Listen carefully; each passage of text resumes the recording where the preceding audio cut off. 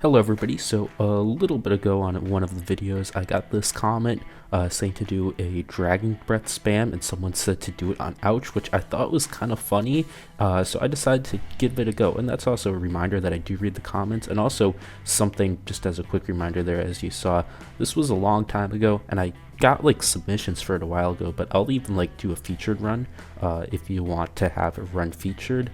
Again, that's just something that I got like a good amount of submissions a while ago, but I haven't seen anybody do that recently, so that's just a reminder that that exists too. But also as a reminder, I do read all of the comments, so you could suggest something if you want, and I'll read it no matter how weird your comment is. I'll still read it. But anyways, getting on to this run, I honestly thought this would be an utter disaster, and like I just be having to resort to cheese, because dragon breaths on ouch is not really that good. Like, they aren't really something that would work, but I was extremely surprised on how effective it was. So I started off with Gwen there. We're gonna have Gwen so we can buff all of them. Gwen will buff the middle path tier 3, not the tier 2 though, which is something that I feel like is kind of a bit of a misconception.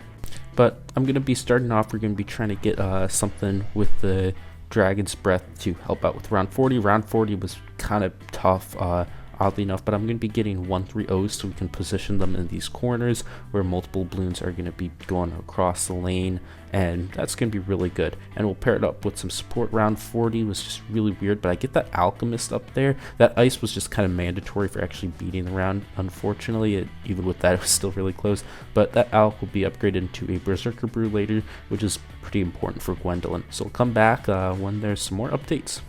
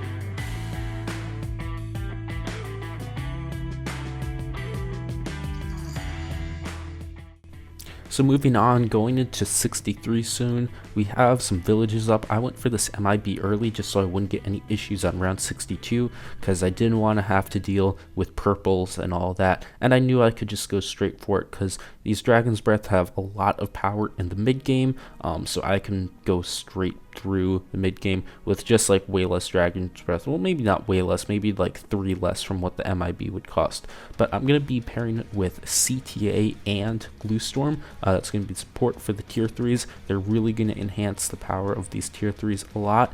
And I thought after that I would still need to get like a whole bunch of cheese, so I was kind of cautious on buying some of the upgrades here and there. We aren't bringing any of them into Skybird, so they're all staying at tier 3, but you'll see just how surprisingly works well. And we do damage with solely Gwendolyn and 1-3-0 wizards, and on top of that I end up even getting Cash Bear, which is kind of crazy. So we're just gonna get a whole bunch of these. We're gonna try to develop the Call to Arms and Gluestorm a little bit earlier just so I can have some use with those. For Super Ceramics, I was kind of concerned about that. I thought I would have to get like a Snowstorm or even 2, but Gluestorm ended up just being good enough with a decent amount of RNG, which was also really surprising, so that was pretty cool.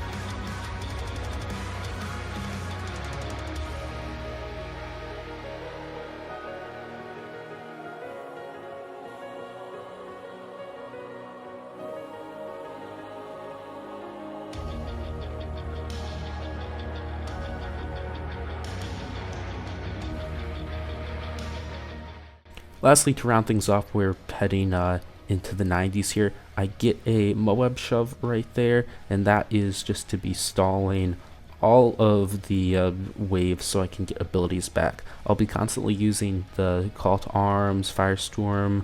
The Cocktail just comes back, whatever, because that's a short ability. But Glue Storm, Call to Arms, and Firestorm, you're going to want to have those come back for rounds. So I'm going to have that Moab shove just stall out the rounds. Some rounds I unfortunately can't really stall out long enough, but it's good enough that it will allow me to win. If it weren't for that ability, I'd just be using, well, if it weren't for the abilities being up, I'd just die instantly. So I was holding a bit of cash. I was kind of worried really mostly about 98. 100 should be easy if I can get a Glue Storm and Call to Arms up, because they would just do a straight up ridiculous amount of damage, both combined when they're together.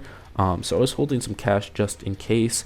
Round 98 was honestly the most difficult round, but then round 99, like, it was easier to beat the round, but getting the stall on round 99, that was at least satisfactory enough, because you can't get a full stall, but one that was at least satisfactory enough was a bit tricky. I ended up buying a few more Dragon's Breaths in the meantime, but I did a whole bunch of micro to try to beat the round, then move the heli back to get just enough of a stall so I'd get the abilities remotely back, and then with that I can take all of these Wall of Fires and move them kind of into the middle so their hitbox would overlap a bit, and then the Call to Arms will eventually come up. We can use everything and win with 27,000 cash bear, which is way better than I thought. So I think that was a pretty cool run, and it had a nice ending. Thanks for watching. If you want to help out the channel, you can check out these new videos, like and subscribe for more content, support the channel by becoming a member, and joining the Discord to chat with the community. Bye!